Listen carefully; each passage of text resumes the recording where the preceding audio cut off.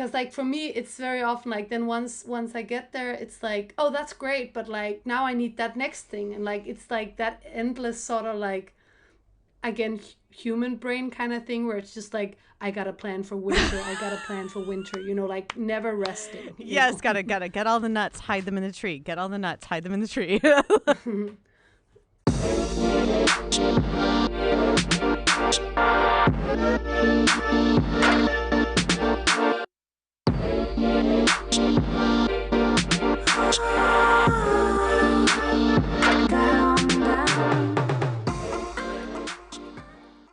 Welcome to Why Not Both, the podcast all about how our multiple passions shape our identity and our lives. I'm your host, Pam Schaefer, and our producer is Laura Studeris.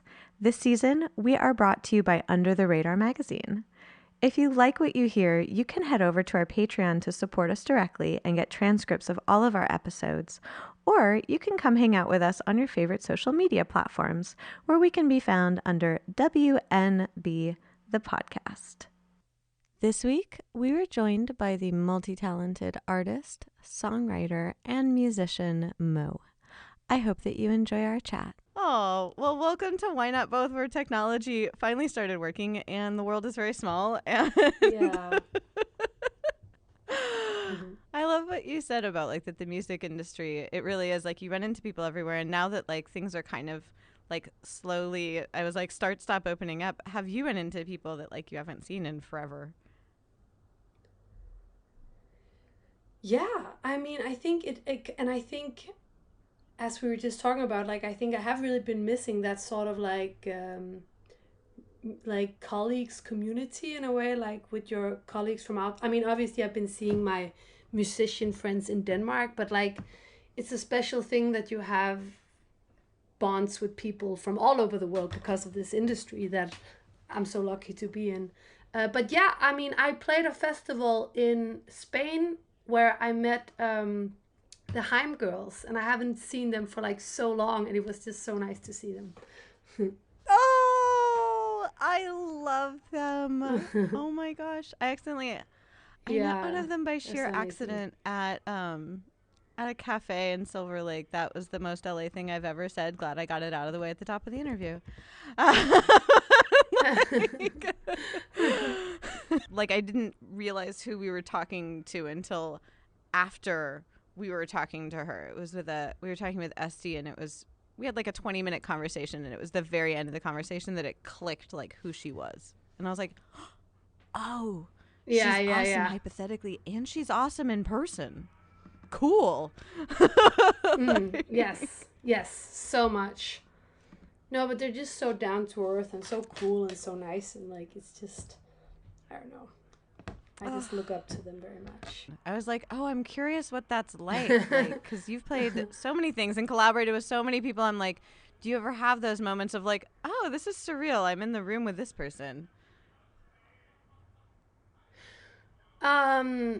Yeah, I have. Like it's been a little while though, just because travel has been so limited in these years with COVID. But yeah, I remember like the first thing that pops up in my mind is I was in studio with Diplo with Wes, and then all of a sudden Bruno Mars was there, and I was like, I just had one of those moments where I was like, oh, I'm in the studio with Bruno Mars. That's pretty crazy. Yes. That would definitely throw me for a bit of a loop in a good way. Yeah, same. And you're like, okay, this is it's interesting also. It sparked in my mind like thoughts of collaboration. Like you've collaborated with a lot of people, and I'm wondering how that's been going lately, because everything has been digital. Like I've spoken to people over this time that have like basically either been sending files back and forth. Some people have been jamming on Zoom, other people haven't. Some people actually now have been collaborating in person. Like, what has your experience been like? Yeah. I mean, obviously, it's been less possible to be in the room with people, whereas before I would, if I was in LA, like, there's a lot of people in LA that I could work with and have friends there and so on. But to be honest, actually, even though, as you say, like a lot of people knows me from a lot of these features and collaborations I've done, but I've actually also always worked a lot, like just like very much on my own and just kind of sending things back and forth. So during COVID and stuff, it wasn't. It wasn't actually like it changed any, like it wasn't like a huge difference from how it usually was, other than not being able to truly work with my American friends. That was the only kind of difference, I think. Yeah. That's, I found that I personally was in a similar kind of situation where the only thing that I really missed was like being in the room to like finalize a mix with someone or things Connecting. like that, because yeah to feel that, because even though like you can mix virtually and you can kind of like beam in, I don't remember the website, but it's almost like you can hear what someone else is doing on their computer, so you can hear like the live mixing, but it's not the same as when you're like in the room experiencing it with someone. No, I agree.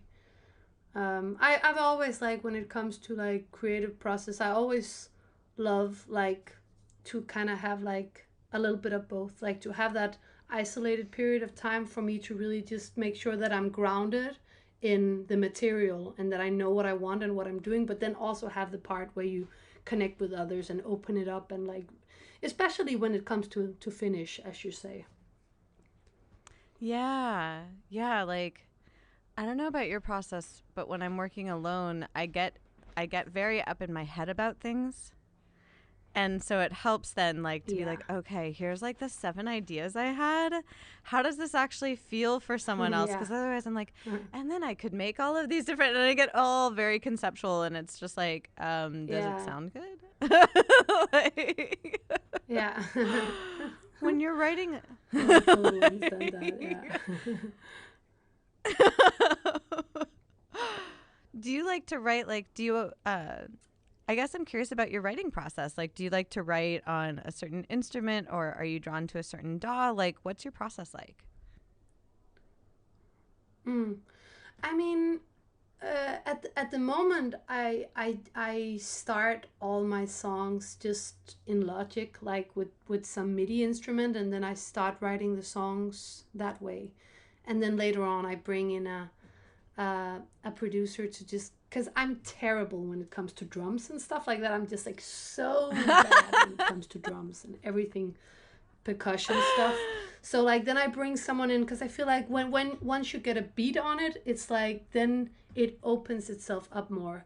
But you, like, for the moment, like I start a lot of my songs just on my own in Logic with some MIDI instrument. But sometimes I do sessions, and we're like me and other songwriters and a producer, and just like the classic kind of way, So it varies. Yes. And I relate deeply, by the way, with drums. Like, I had a wonderful friend tell me, she was just like, well, why don't you practice playing along with the drum beats in other songs, like, so you can learn. And I still, even when I'm playing along with other drums, I like default to the same, almost like, I'm like, am I like Mumford and Sons? Why am I like 4 on the flooring? Yeah. Oh my God. No, but I can't. I get like, drums is just so hard. Like it's such a powerful and important element to the songs, but I'm just garbage when it comes to doing it. I feel like I've at best ascended to basic. I'm like, is it progress? Question mark. Like, I do really like, though. Have you ever played with the Korg? They're really fun. The Volca synthesizers, like the little guys. Like there's one that makes a little bass line. There's a sampler, but then there's actually one that's a little drum machine. Yeah, in the synths in Logic. Yeah, there's one that's like, they made a digital one for Logic, but they also have a physical one. And I found that for whatever reason, if I'm physically like kind of like booping at something, it makes it slightly easier. Whereas if Yeah. I'm on like I use Ableton, and so Right, similarly, it's right. like I'll just cue up like a MIDI Yeah. instrument on it. It's almost like my brain still goes into like Yeah. keyboard mode, and so it just sounds like doot doot doot Mm. doot doot, and I'm just like, no, this is not an Yeah. inspired beat, Pam. Like, No, it makes sense that you find it easier when you have something to kind of like something to physically like work on, like to make drums rather than just a MIDI kind of thing. yeah, yeah. I was like, it's like $100. Totally recommend. It made my drums sound slightly less terrible. Like, I wouldn't say they're good yet.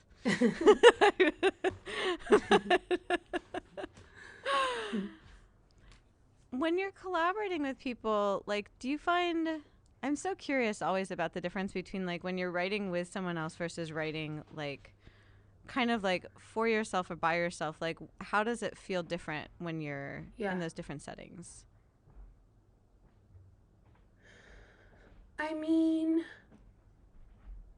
when I write with myself, um, on the good days at least, like I would say, like I get to a very kind of like just like a meditative or like sort of like flow kind of level where it's just like really, I don't know, like playing with clay as a kid, like where you just really get into your zone and it gets very personal, but like in a really nice way.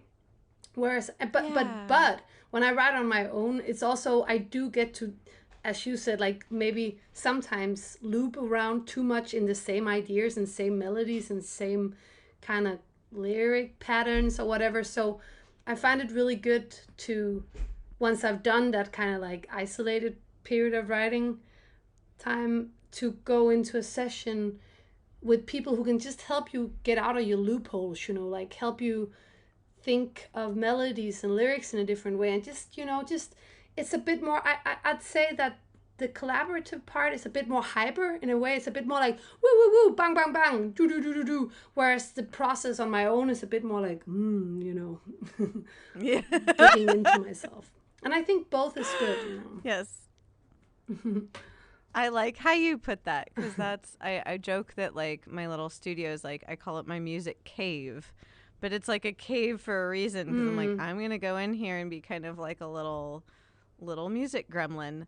Yeah, And then it's a beautiful thing.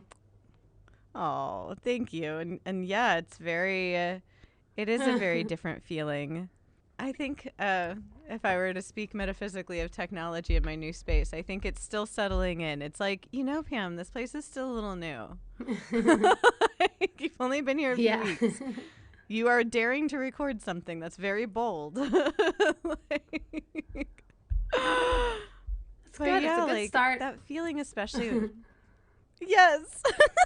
Like, you get to be the first that sees the curtains that we hung, so that way the piano wouldn't be too bouncy. Because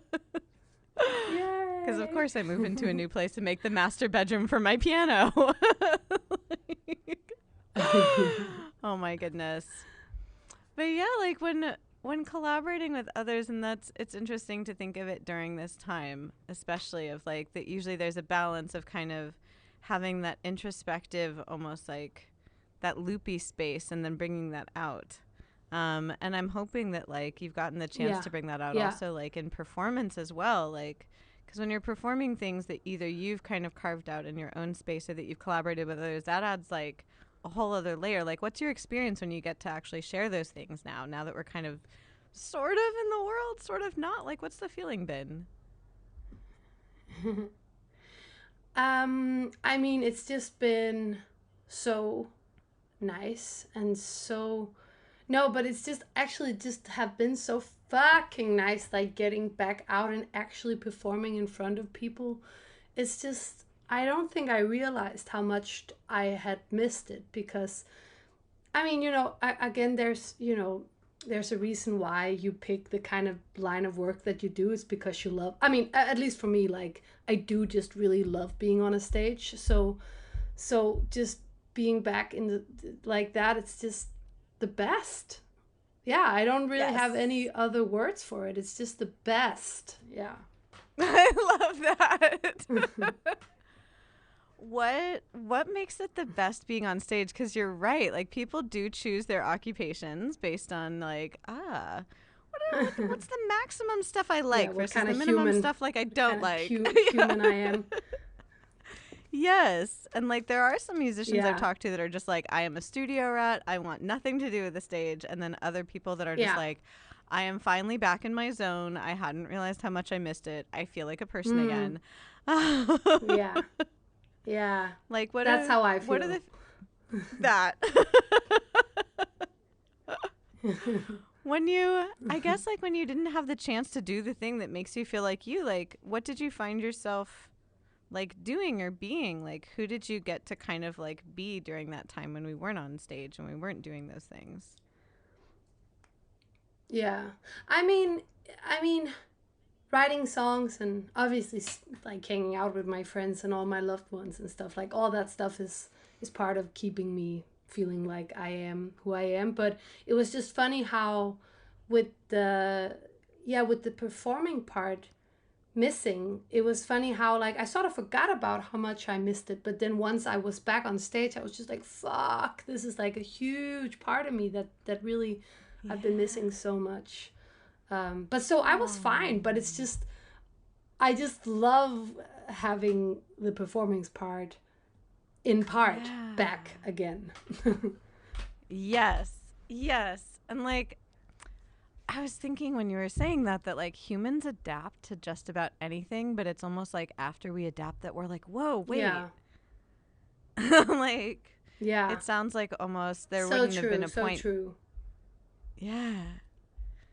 Because I was like, there would have been no point in being that distressed over not playing because, like, there was no option to. So you're like, okay, well, I could be annoyed about this or I could But just, that's like, the do something thing. else. But then when it came back, it's so wild. Like, a lot of people I know that have been back, and, like, I must admit, I haven't performed yet since, 2019. Because, yeah, Yeah, like, I yeah. remember performing last in 2019, and I was just like, I haven't had that experience yet of I now like mentally do miss being on stage, but I haven't experienced it again. Yeah. Wow. Oh my god, you're gonna love it Oh. once you go back. I mean, are you a person that likes playing live? Once I actually start, like the leading up to it, I'm always just like, why have I done this to myself? Why am I here? I could just Yeah, I know that leave. feeling. Like, and then once I start playing, I'm like, this is the best. Why have I ever not been on stage? Like, Yeah. why? Like, Yes, exactly. I can relate a lot to that. I can really relate. yes, it's the weirdest changeover. Why aren't we able to convince ourselves right before that this is a good idea? Like, every time, I'm always just like, what have I done? You've done this to yourself. Yeah, Oh, I know the feeling. oh my goodness. What have audiences felt like lately? It's been interesting talking to people who've played like festivals and things like that. Like how, like what are the feelings that you're getting back from people when you're performing? My impression has been that um, that the audience in general bring a really optimistic energy, like just a really appreciative and like party energy. Um, yeah, like I guess they've been missing going to shows as well, and I know for a fact, like myself as a viewer, when I go to shows now, I'm like really fired up. Like I'm really like, yeah, what do you got? Like, oh, I'm here for it, you know. So yeah, that's kind of the vibe I've Yeah. been getting. It's been some really, really great crowds this year, I think. That's awesome. I'm so glad to hear that like not that people didn't appreciate music before. I know that they did, but I feel like almost like No, being back on stage again that it's absolutely. like yeah, it's like people now that it was taken away for a while are extra. Yeah. Oh. But it makes so much sense, and like because also as an entertainer, that is also how I have felt probably because I was touring for so many years, and like don't get me wrong, I as I said, like I love being on stage. It's where I feel the most free, but of course, like when doing it so much, like for so many years, you do get like a little bit jaded. but then like Yeah. not being able to do it for 2 years, coming back into it is like, oh god, fuck, I've missed this. So like it makes sense that it's not just the performer, it's also the viewer, you know. Yes. Yes. And it's so strange. I remember during 2020 at one point I said I felt like we were all cats, because you know how cats like to sit at the threshold where they're like, love oh, cats. you know, yes. Oh, I need to get another cat. Basically, my neighbor's cat at my old place adopted me, so I had like a sometimes cat. It was the perfect arrangement. It was like all the benefits of a cat, like without really actually having a cat. Oh, oh, amazing. It was just it was so good. She like chose me and I was like, oh, this is exactly how it should be. But she would do this thing Yeah. where I felt like all of us for a while were, when we were in the indoor cat, you open the door because you're like, I want to go outside, I want to go outside, and then you open the door and the cat's like, or do I? Like, Yeah. it's like we only crave the thing when like it's not actually really super available. And then we're like, Oh my god. did The I want human to? No, it's race kind of hot right there. outside. Yes. Exactly. We want something until we Yeah. catch it, and then we're like, wait, why am I holding this? Nah, don't care. Yeah. Oh, it can feel that way sometimes in like artistic life as well, where it's almost like, do you have the experience? I don't know that you've had this. I've had this several times where like I'll think that if I just do like whatever the idea I have in mind, it's like, oh, if I just do this, then I'll feel like I've reached whatever imaginary signpost I've had in my mind. Oh my god, yeah. Exactly. Yeah, I feel like it's very often that it's like I actually don't know the word signpost, but I'm guessing you mean like a goal, like you set up like a goal or something you imagine that you really want to happen. And then once you get it, it's like, Yes. because like for me it's very often like then once I get there it's like, oh that's great, but like now I need that next thing, and like it's like that endless sort of like, again, human brain kind of thing where it's just like, I got a plan for winter, I got a plan for winter, you know, like never resting, you know. Yes, gotta get all the nuts, hide them in the tree. Get all the nuts, hide them in the tree. Yeah, exactly. Exactly.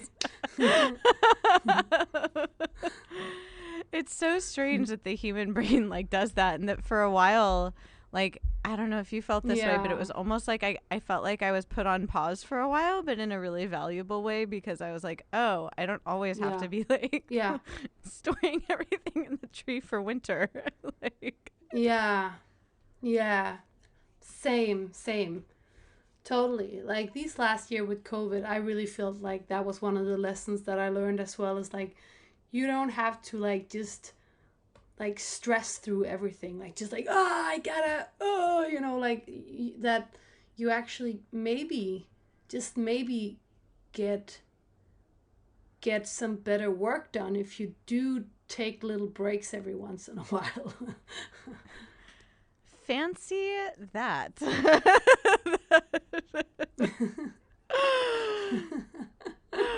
Like we were talking earlier about, I was like, my wonderful boyfriend. That is one thing that we remind each other of, is to take breaks and to eat food. Like, Yes, take break, eat food, get some sleep, yep, yep, work hard. yep, yep. Because especially when, like, I don't know if you get this way, but when you're in studio mode, I mean, even in my space, like, I have the curtains drawn. It's like, it's almost like this timeless space, even Yeah. mentally. And so having someone else be like, Yeah. hey, are you alive? Have you had a snack? Yeah. Yeah. Like, No, that's so true. And that's like the beauty with studios sometimes, as you say, like it can become your own little creative cave, and like you forget about time and space. But I've really found it so helpful to have that thing of like a starting point and an end point and like a little lunch break, like just especially when I'm with myself, because if I'm with others it's a bit more like, yeah, let's get a coffee, let's get some food and blah blah blah. But like when I'm on my own, I do need those kind of like grown up rules, like so that I can yes. just live well. I love that you called them the grown-up rules. I think that's what I'm gonna call them from now on. Of like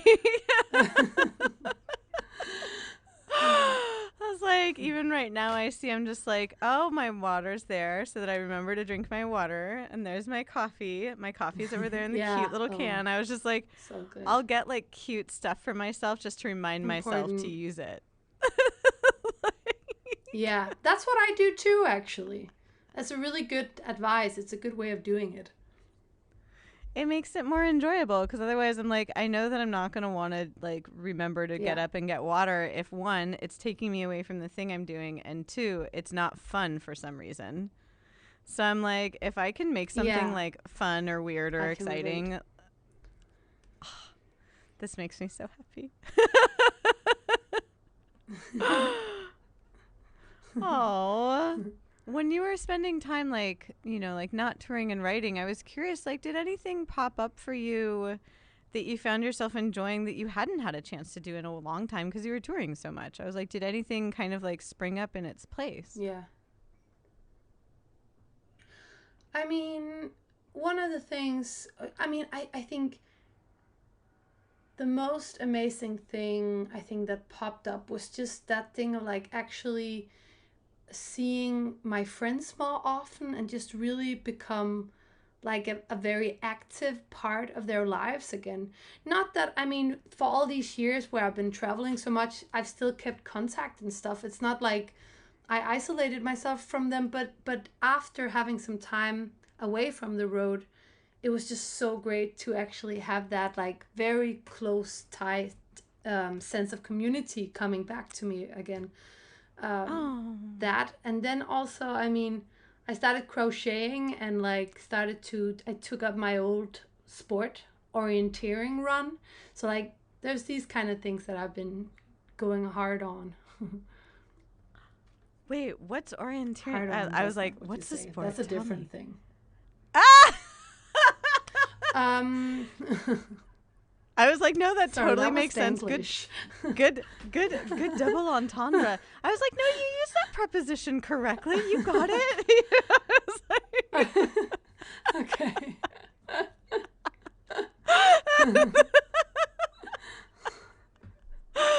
That was too cute. I was just like, that was grammatically correct. Don't worry. I was like, also a very good joke. Oh my goodness. So wait, what was... Oh my God. I was so curious. I was like, what was the sport that you mentioned? Run? Yeah, what is that? So that's the sport. It's really big in Northern Europe. Like it's this thing where you run around in the forest with a map and you have to find checkpoints. And then it's like, your time is taking, and then it's about getting to all the checkpoints in the forest first. Yeah, that's my sport. I'm a total nerd. That's delightful.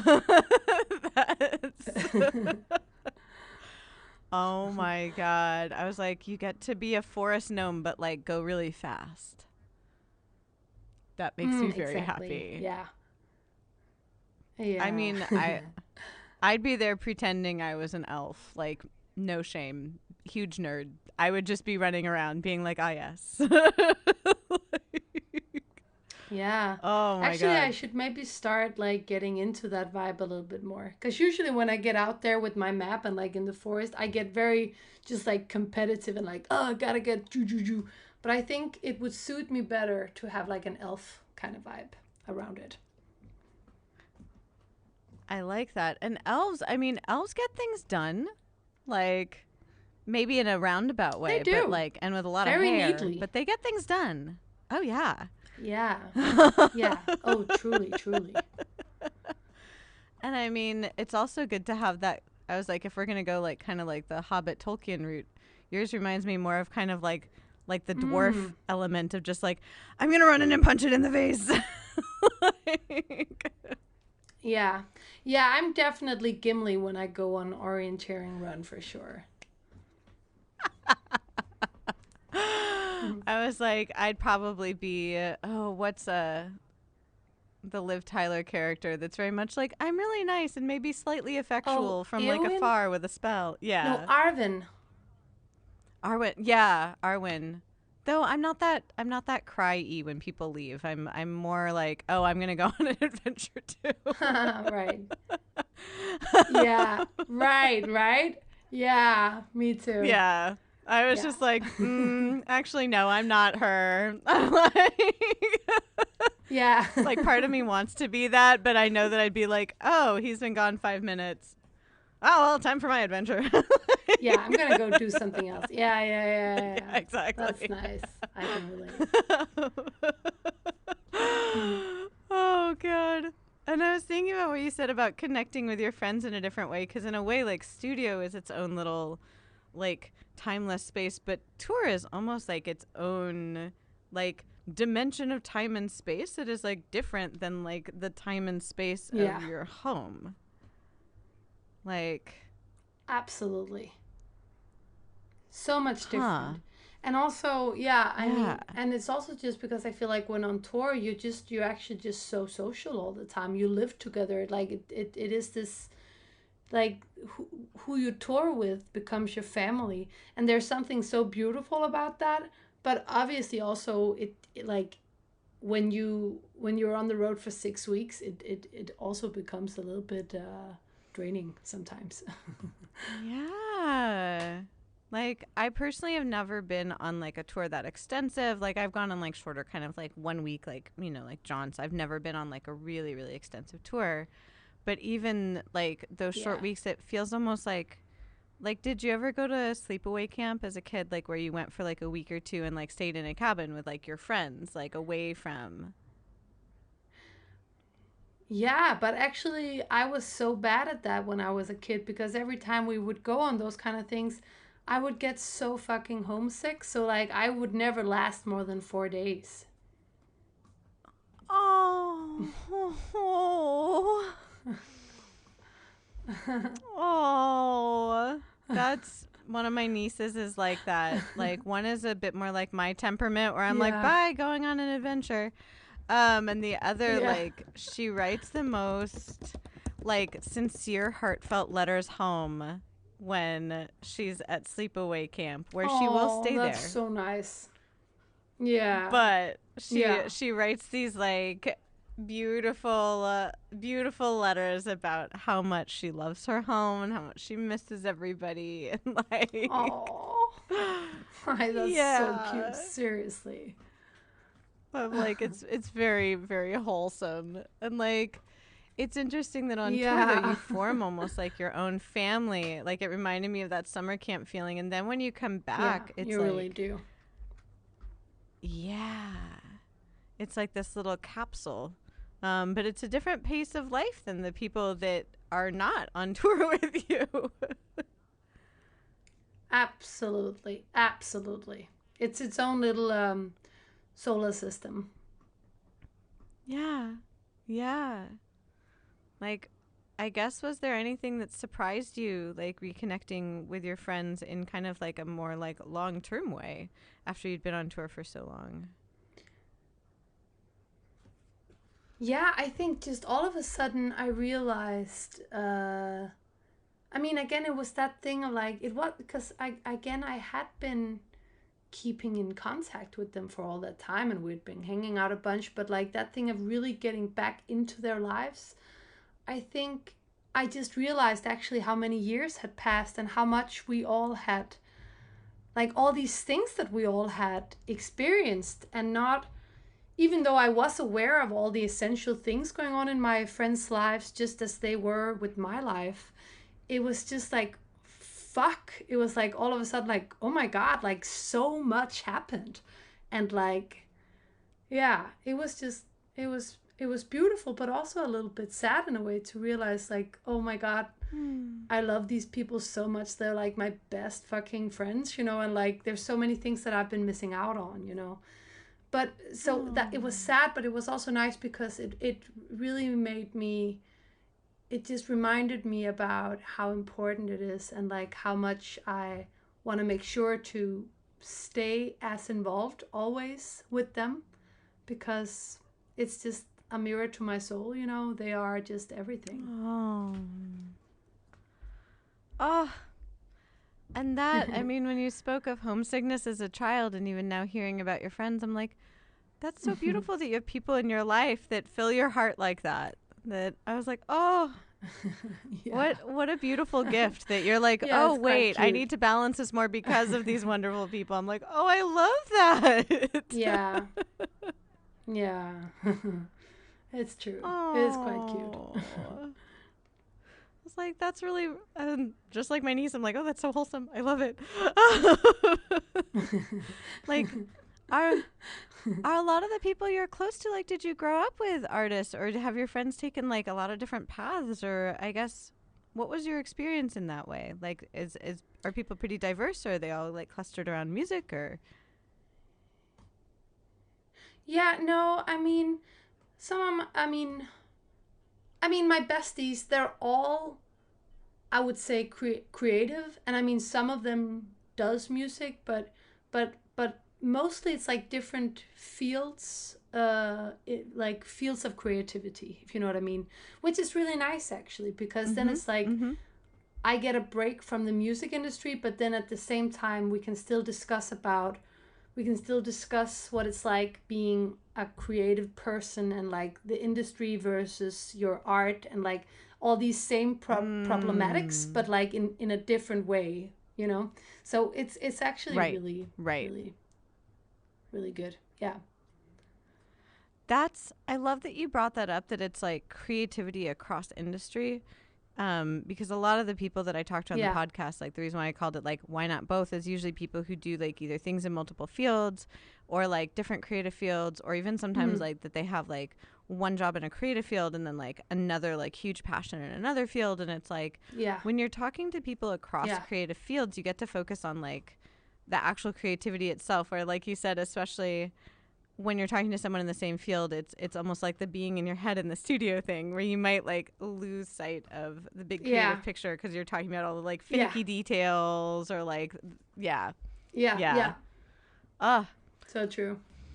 when you were talking to your friends from other creative fields, like what kind of ideas did then you bring back to music? Because when you're hearing about other fields, like I at least, Mm. like when I'm hearing about my friends' work in other areas, I sometimes not even consciously, but I end up bringing that into like my music work. Like when my friends have been Yeah. talking about like Yeah. how they construct, especially one of my friends was talking about visual art. And so yeah, I was curious, like, what did that Mm. bring up for you then when you Cool. went back to like work on your stuff? Yeah.